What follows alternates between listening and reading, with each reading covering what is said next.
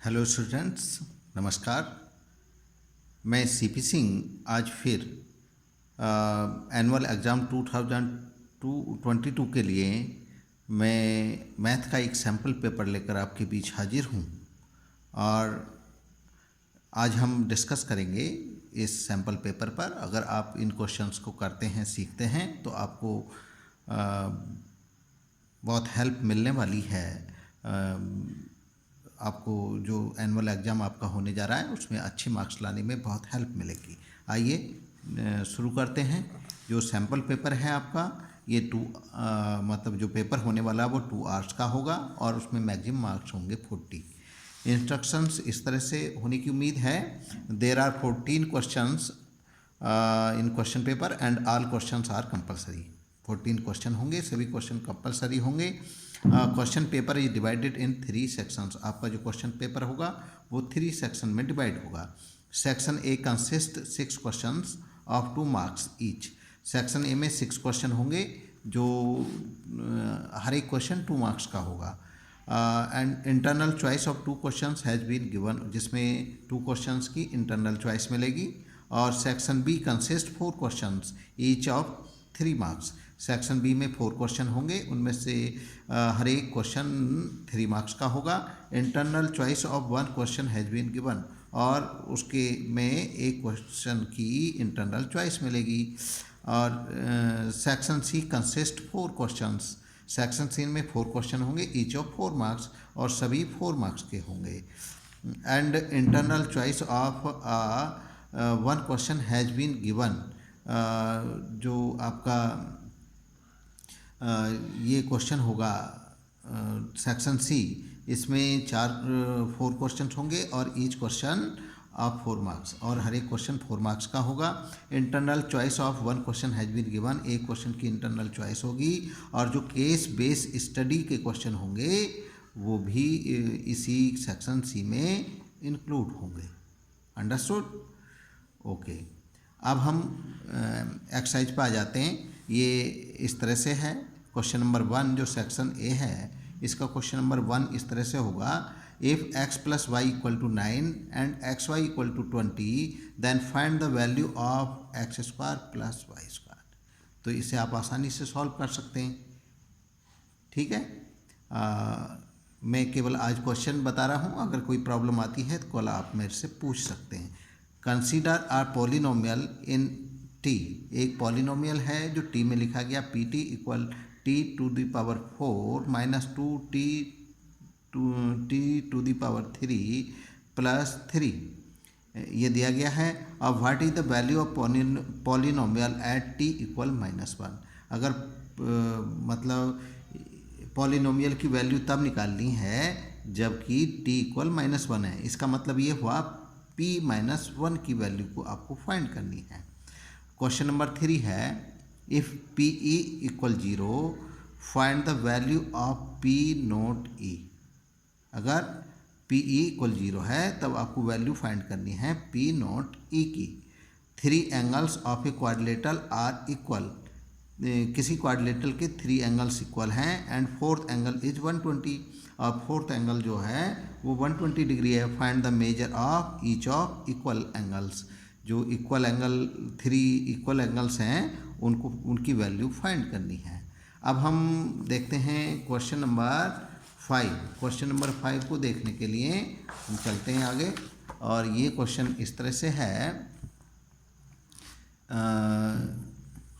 In given figure, ये जो figure given है इसमें o is the centre of circle if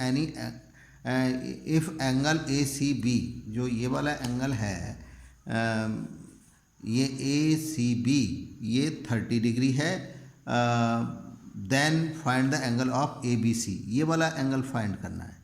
आप इसे ऐसे फाइंड कर सकते हैं, ये एंगल आपको हमेशा पता होता है, ये सेमी सर्कल, अगर ये डायमीटर है तो ऊपर सेमी सर्कल हो गया, और सेमी सर्कल का एंगल हमेशा 90 डिग्री होता है। कितना होता है? 90 डिग्री। तो ये 30 डिग्री है, ये 90 हो जाएगा। इसको x मान के आप फाइंड कर सकते हैं, क्योंकि तीनों एंगल का सम होता है 180 डिग्री।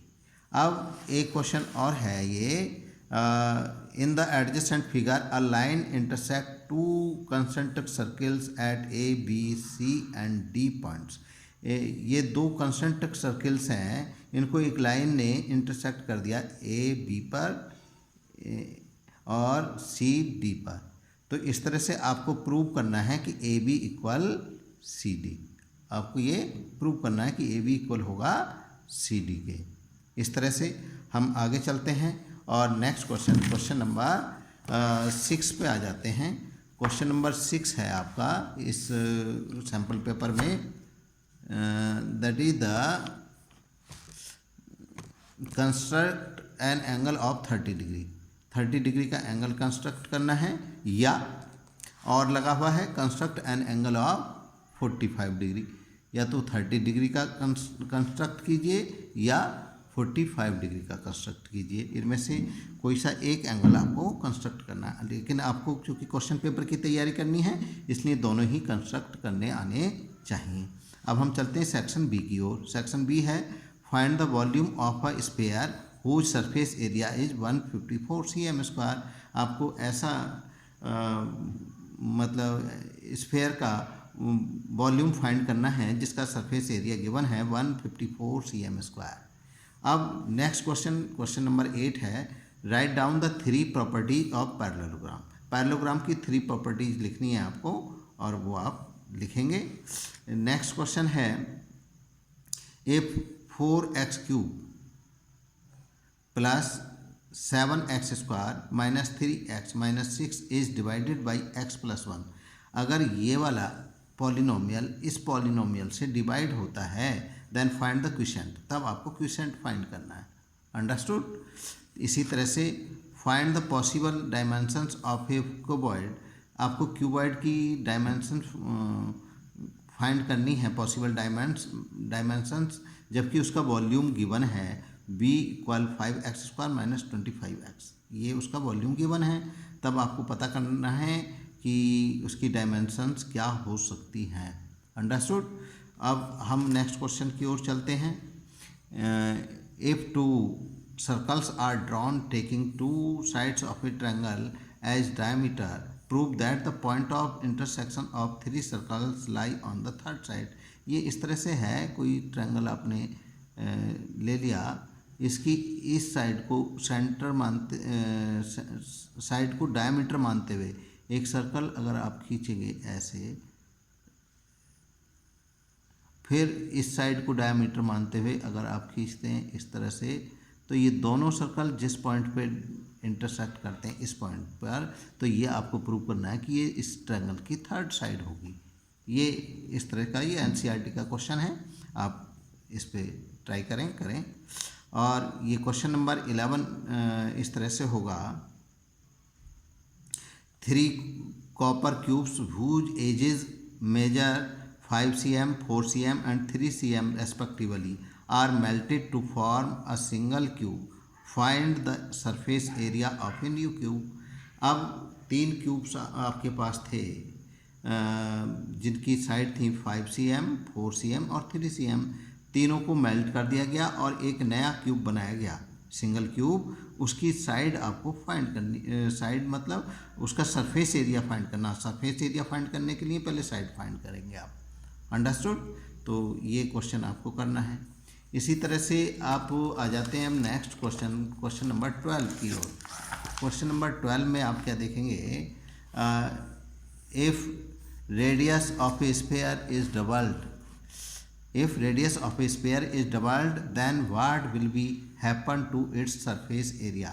अगर किसी स्फीयर की रेडियस को डबल कर दिया जाता है तब उसके सरफेस एरिया पर क्या इफ़ेक्ट आएगा, मतलब कितने गुना कितने टाइम्स वो बढ़ जाएगा या घट जाएगा, ये आपको इस क्वेश्चन में बताना है। इसी तरह से एक क्वेश्चन आपको है, इसके और में दिया गया है ABC are non-zero integers and a plus b plus c equal 0, then you have to prove that a square upon bc plus b square upon ca plus c square upon ab equal 3। ये आपको prove करना है। Understood. अब हम चलते हैं question number 13 की ओर। Mahesh has a piece of land of the shape quadrilateral. He went to construct a house in the middle by joining the midpoints of all four sides of the land, and remaining portions want to use for other purpose. Study the above case and answer the following questions. इसे read करिए और ये question पूछे गए हैं। अगर आपको quadrilateral की पैरेललोग्राम की प्रॉपर्टीज आती हैं तो आप इनके क्वेश्चन के आंसर दे सकते हैं। What will B shape of land on which Mahesh want construction of the house.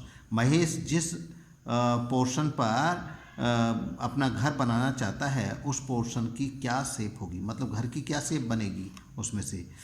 What will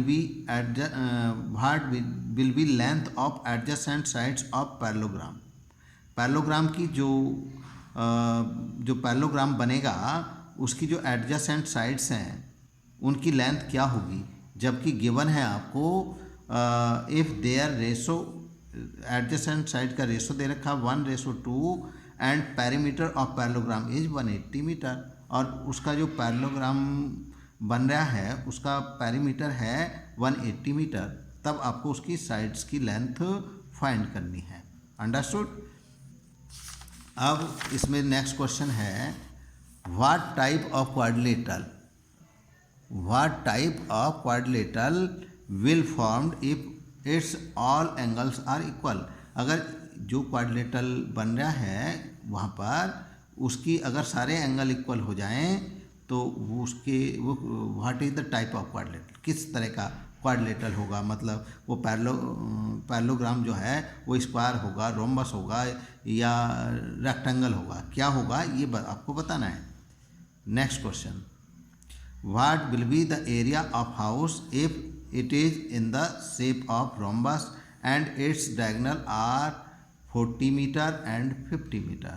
तो आपको इस एक रोम्बस है, रोम्बस की डायगोनल्स दे रखे हैं और उसका एरिया बताना है।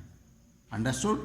तो आप इन क्वेश्चंस को सॉल्व करें, इन क्वेश्चन की प्रैक्टिस करेंगे, आपको हेल्प मिलेगी आपकी enrichment of the your knowledge में।